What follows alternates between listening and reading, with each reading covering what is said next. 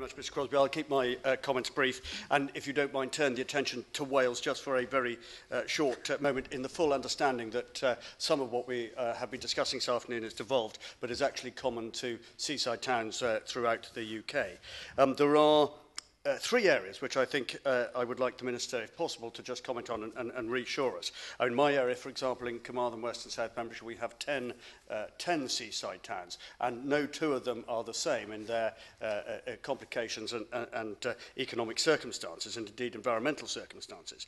The first is the question of national parks. Without a shadow of doubt, a great asset, without a shadow of doubt, there to be protected, and without a shadow of doubt, essential for successful and effective the successful and effective tourism industry. But there is a feeling, at least in my part of the world, that national park planning departments are a barrier to investment, they're a barrier to progress, and a barrier to individuals who are wishing to expand and grow their particular tourist industry. And it would be encouraging to hear from the Minister, if possible, whether provision is going to be considered whereby the local authority and the national park planning function could be in some way merged to ensure that there is, or to minimise the chance of complications which inevitably leads to rejection of perfectly reasonable and positive planning applications to the detriment of the local economy. Secondly, which has been mentioned before, but I want to raise it in the specific context of agriculture, a planning-related matter, which is to ensure that those people on the fringes, not necessarily in seaside towns, but on the fringes, are able to diversify their agricultural businesses in a way which benefits the overall tourism attraction of that area. It is something which is common not only to national park planning applications, but also to local authority ones. Indeed, I will. On that basis, would you agree that in a Welsh context, that experience is alluded to in planning has actually hampered the development of agri-tourism, food tourism, green tourism, which in West Wales we, I think, are uniquely placed to really develop fully, but the planning really has been hampering that.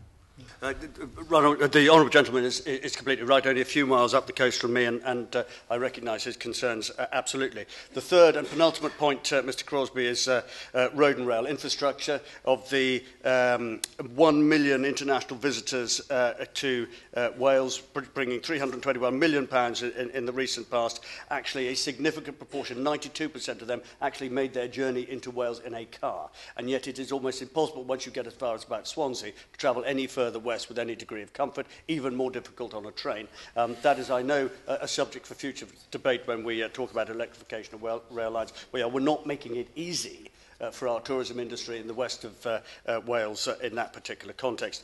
And lastly, for the sake of brevity, Mr Crosbie, is let's not completely lose sight of the fact that whilst tourism is the subject of this debate, at least in my part of West Wales, coastal town regeneration is as dependent on other industries just as much as it is on tourism.